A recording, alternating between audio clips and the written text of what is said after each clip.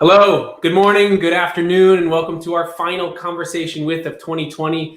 We're joined today by Pauline Bellocq of IWD, and today's session is titled Digitizing the Visual Merchandising Experience.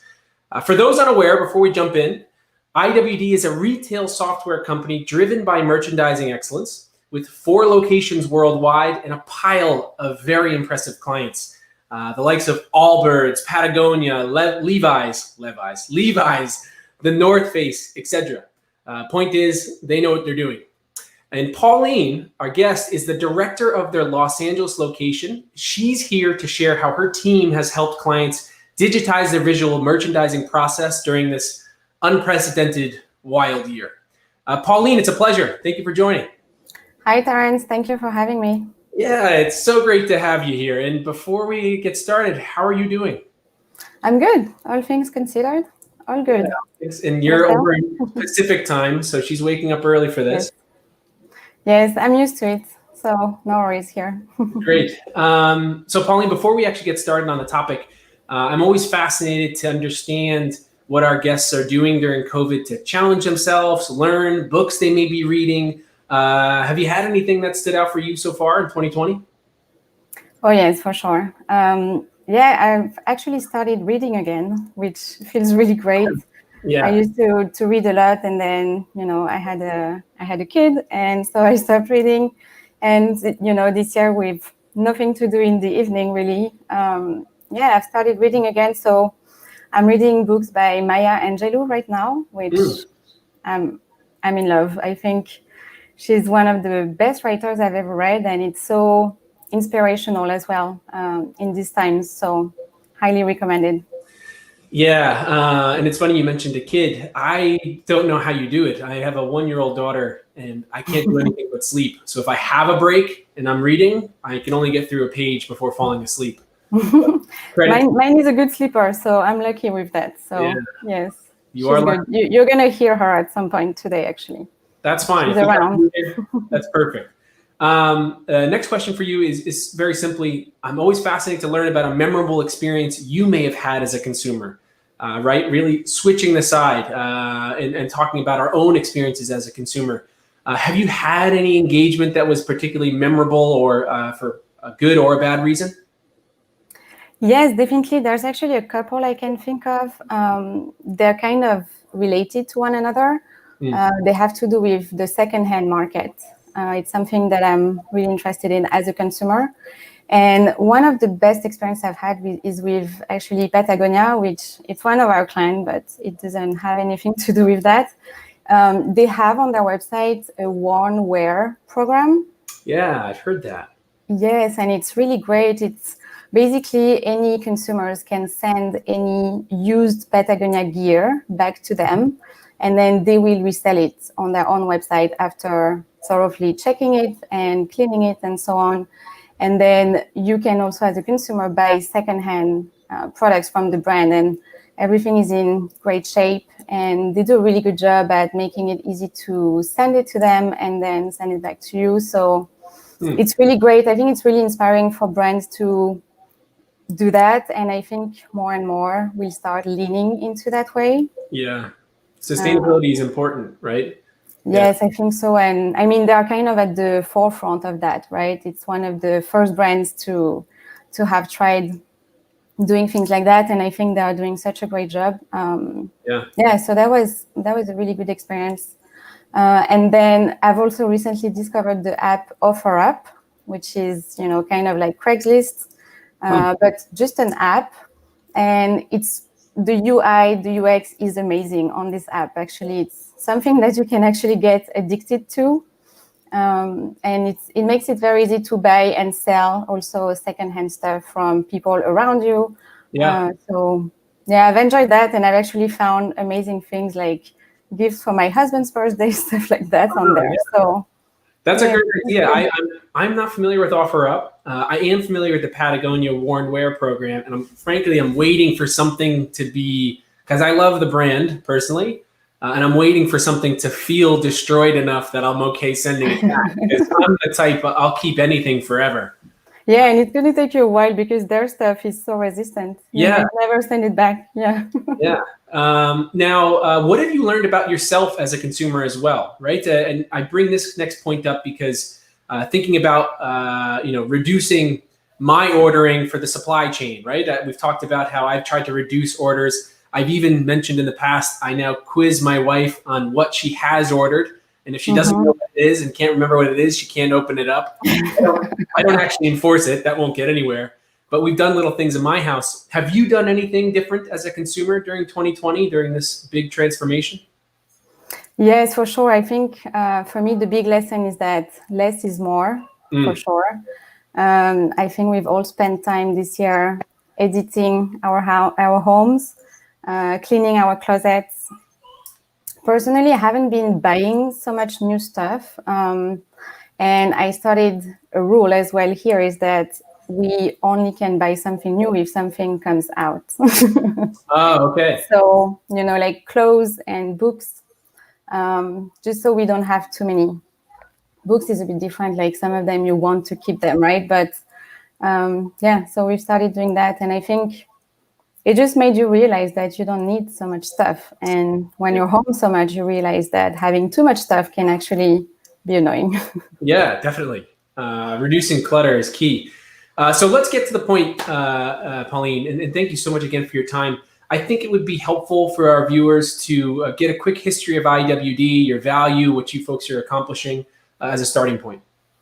Yes, definitely. So IWD is, as you can hear, is a French company. I've been with the company for 10 years, but they've been around for about 12.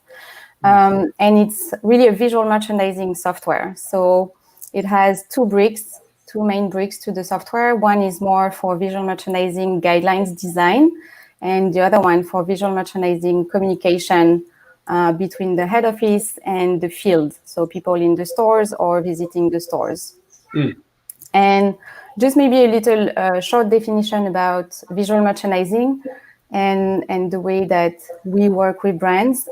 So visual merchandising is really both the art and the science of displaying products in a physical store in a way that will appeal the consumer and increase the sales ultimately. The software that we provide help the brand basically showcase what the stores should look like for the next season, the next collection, the next store opening, and so on. So they use 2D and 3D technology, and they basically recreate the store. So I like to give the analogy of The Sims. I don't know if you use that, if you played that game before. Yes. But it's kind of where you kind of put, instead of your house, you recreate your store, right? Right. But you put your floor plan and then all the fixtures, and then you put all the products so that you show the people in the store and the people in the field what the store is going to look like in a few months, basically. Now, Pauline, are you this meticulous at home even? Have you meticulously placed that guitar over your left shoulder? No? I wish I had the idea of doing that, but that's my husband. Now, I know we talked about you had a video demo that you wanted to discuss at one point. Is that something you want to share? Yeah, definitely. I can show you very brief, but just so everything that I just said kind of makes sense to people. And so let me go ahead and share Fritz, if she needs to. Okay. Got it. We've got Fritz on backup to help too, Pauline. So take your time. All right. Should be good. Yeah. It's brief, but it will show you basically what I mean. So this is the visual merchandising software called Display. Oh, cool. Okay. And so it's just like drag and drop in 2D and then in 3D. Here you go about building a store. Yeah. I can see the analogy with Sims now. That makes sense. Yeah. Yeah, we do a lot of 3D, especially from the West Coast. We work with a lot of all the brands you mentioned, Patagonia, The North Face, Vans, and so on, Levi's.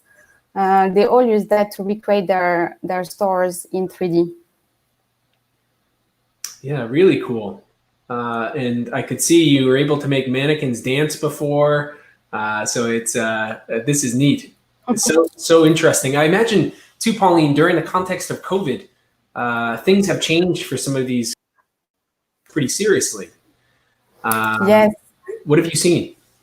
So, it's been quite an interesting year because And I'm sure you remember that day as well, but I remember really clearly Friday the 13th of March, and it was a Friday the 13th. I'm not superstitious, but I could sense something was coming. We were all at the office with my team and having an almost normal day. We had lunch all together. It was really nice. And then the news came that Patagonia was closing all their stores. Ah, right. Yes. And they were one of the first brands to close everything. And so we were like, okay, that's interesting, and we're sure if they do that, then more will follow. So anyway, we all hugged each other, which sounds crazy now. And then we all went back home, and we haven't really been back at the office since. But in terms of our clients, we were like, okay, seeing everyone closing one after the other, all their stores. And so, to be honest with you, March and April were a little scary, to say the least, for retail, and especially physical retail. Just everything was closed. So we were having a lot of conversation with our clients and asking them, like, how can we help you? And is there anything that we can do to help you? And I think what really helped is that everyone was so optimistic about it's going to open again, right? And they knew that they had to prepare for reopening, and they had to be ready for that. So we definitely helped them with reopening strategies and making sure that their stores were compliant in a way with the new norms. Yeah. And then also, more recently, they've kind of found new ways of using the software that have been pretty interesting to us to see. I think times like this call for being creative even more than usual. And so we've had brands use our tool as almost a showroom. They were conducting sales meetings online now that everything was remote. Everyone was working online. So a lot of clients, especially Levi's is a good example of them, was doing sales meeting online, and they were using the software to show the new collection to their wholesale buyers. Ah, okay. So, and obviously where and how they would position it when they reopen as well, or how? Yes. Cool. Exactly. So most of our fashion clients have actually been relying on the software even more during the past few months. So that has been super interesting for us to witness and to also accompany them with doing that. Yeah. So brands that were uploading only, 75% of their collection to the software before are now uploading everything because they just need to prepare everything in more digital way. So that has been super interesting. Another side of COVID, and we used to work a lot with makeup brands, among beauty brands. And as you may know, makeup is having a really rough time right now. No one has been wearing makeup for 9 months, right? Yeah, it's funny. Even when I dress up a little bit, my wife will look at me and wonder what I'm doing. Yes. So to be out of sweatpants and to have makeup on is, right? Wow. Right. Yeah, so all these brands have been having a rough time. And so we used to work a lot with makeup brands, and not that much anymore, but fashion has taken over. So all in all, it's been a pretty good year for us, just because of also ways that our clients have used the software in a different perspective. And that's definitely something that we've witnessed over the past few months. And kudos to your team to be able to pivot and really leverage this new means of using your software, right, and show value. So Pauline, talk to me about what 2021 looks like then, for IWD and visual merchandising. Yeah, Who knows? Who knows? Question. Yeah. No, I don't have a magic ball, but what I can tell you is I think everyone is ready for something else. I think everyone is tired of this year. I think everyone is ready for a new year. I sense a lot of hope and excitement, and with the news and the vaccine around the corner, and I don't think it will go back to where we were for sure. I think we will have all learned a lot from this period, which in a way can be positive as well. Yeah. For our clients, I think they are also in kind of the less is more viewpoint, Meaning, I think a lot of them are reducing assortments. That's a big thing, just because they've had some issues with production during these past few months, and they've realized that maybe they don't need to carry so many styles or so many SKUs. So that's something that we're seeing across the board. And I think people are also excited to, at some point, right, go back safely in stores. I know for myself, I shop mostly in stores, but that's also because of what I do. Right. I'm really excited to be able to do that soon enough, and to not even think about or have something in the back of my mind, right? I miss the experience of being in a store and experiencing the products and witnessing an atmosphere. There's a lot of work that is put into making going to stores an experience, and yeah, I think there's value to do that. So hopefully going back shopping in real life, a bit less time spent on screens. Yeah. Yes. Definitely. I think, it's fascinating too, because with your work, of course, to visual merchandising, a lot of our clients, Lowe's being one of them, we're seeing a lot of their customers are asking if it's safe to go in the store, right? So there's a lot to be prepared for if you're a brick and mortar, definitely. So let me follow that hard question up with a more difficult question, or equal. What recommendation do you have for these retailers who are looking to kind of elevate their experience in a safe, effective manner?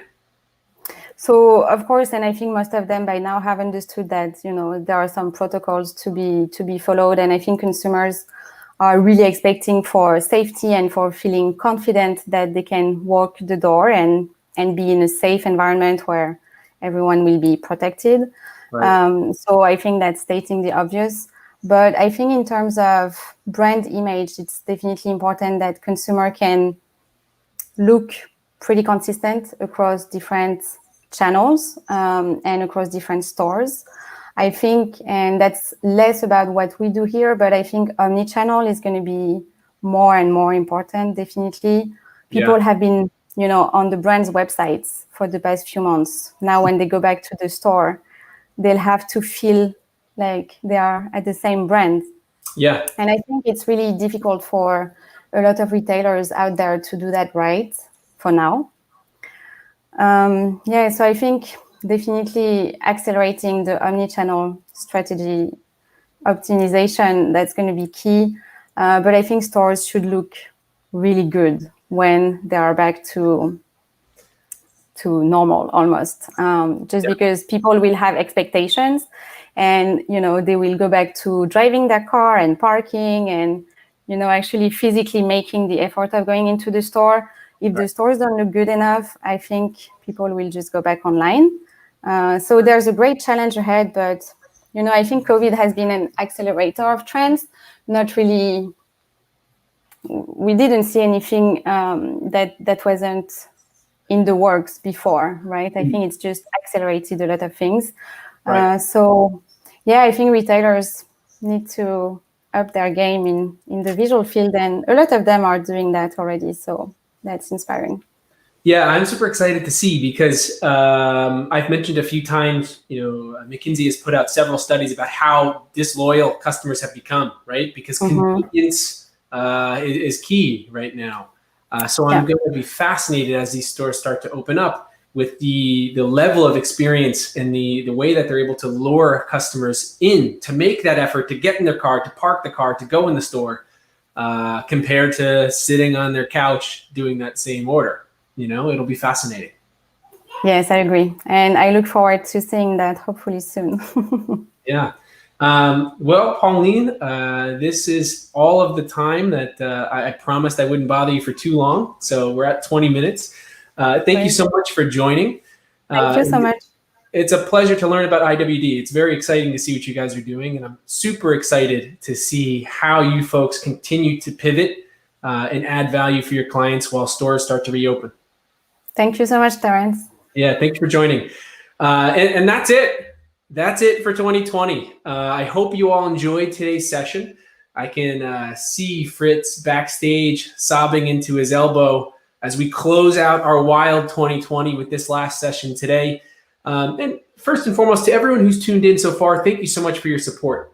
But also a quick thank you to all of iAdvise Marketing, especially our fearless leader in the US, Fritz Lauer, who not only gave this conversation with baby of ours some real legs, he got the attention of big-time CX leaders and innovators like Pauline and several others, and we were able to pass their valuable insights on to you.